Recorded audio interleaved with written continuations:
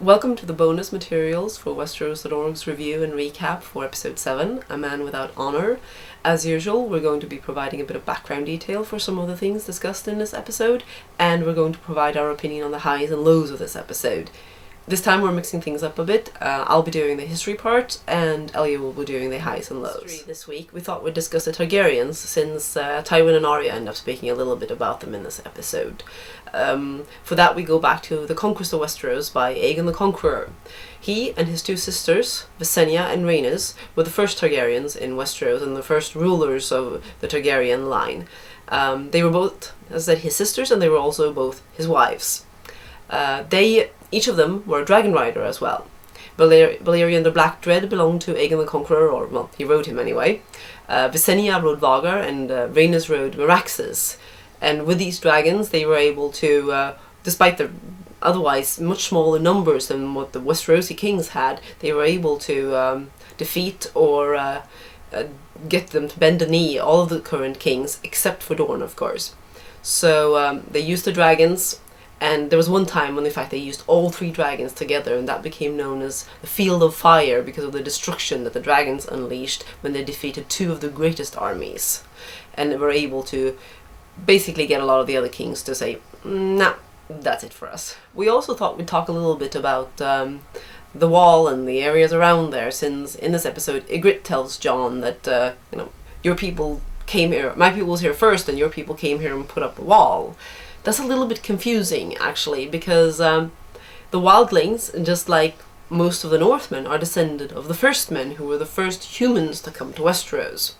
And they actually overran all of Westeros, but then they were later displaced by other invasions. So the wall wasn't put up between two competing, unrelated peoples as such. The wall was put up largely to defend against the others. But obviously, at that time, there was probably already a split where some of the First Men had decided to live outside of the bounds of the kings of the north.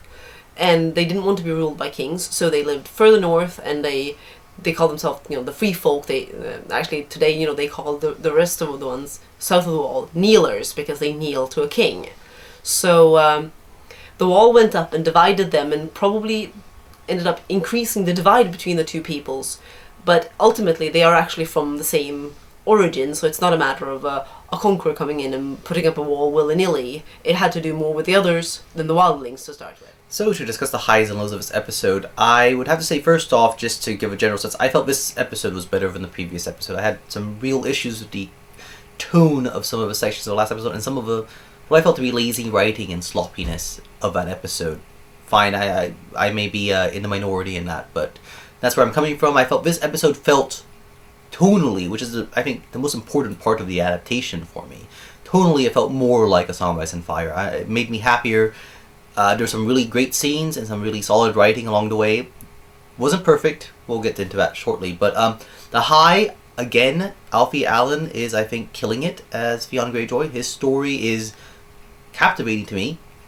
And his performance is really impressive. I think the way he moves from trying to be kind of the tough Ironborn leader, beating Black Lord, although I should note that that's something that wouldn't actually have happened in the books because Black Lord would have chopped him to pieces then, to the arrogance, glibness of the character when he's talking about hunting, his whole attitude at the end, but most importantly, those final moments.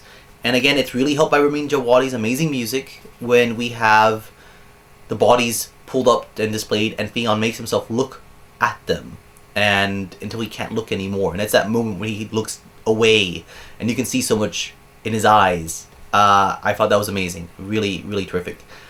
I'm also happy to say that we're seeing the Hound, the book Hound, kind of coming forward finally. Last season we had some complaints, some issues of the fact that he was underused. That's one thing, but he was also very muted. The character in the novels had this sort of seething rage all the time. And you didn't get that, but now I think you're starting to see it in the way Rory McCann is giving the performance and the scenes they're picking for him to have. I think that's terrific. I'm very pleased with that scene. And, with Sophie Turner as well, she's really developing into be a fine actress. Really impressed. On the other hand, we have a low, and I'm going to clarify first before kind of this is not about whether things are exactly as in the books or not. A lot of people kind of accuse us of being stuck on that. It's a tone, and it's the adaptation, but also it has to be good television. And this time, I didn't feel Karf was at all good television. It's already a wild departure from the book, so I'm not going to, crucify it on that basis, but I did not find it compelling.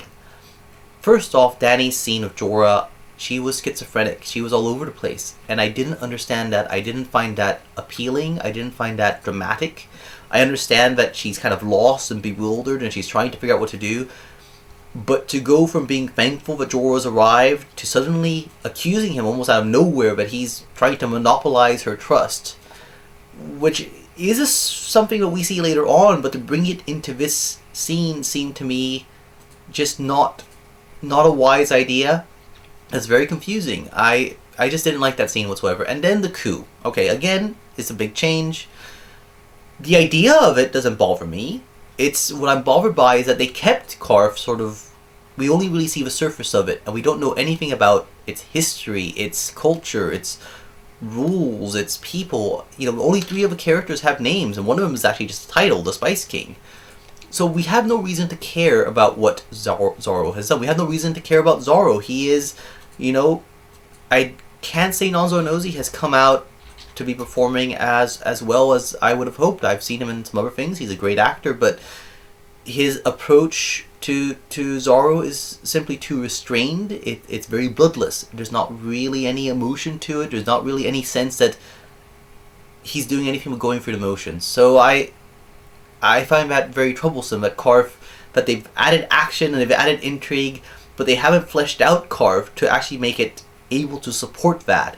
It's literally just a thing for Dany to get through, and I think that's underutilizing the characters, it's underutilizing the setting, and it's not melding it together really properly. So I found that to really be the low point of the episode. Karf in general I'm just happy to see it, the end of it with the end of the season, hopefully. But we'll see where it goes from there. That's our bonus material for episode 7, A Man Without Honor, and join us next week. Again, it'll be posted on Tuesday. HBO is no longer sending out screeners, so we don't have the time to do it all on Monday. But next week we'll be covering episode 8, The Prince of Winterfell. The title, the previews promise a lot of Theon. I'm very excited by it. I'm really hopeful that it comes out really well.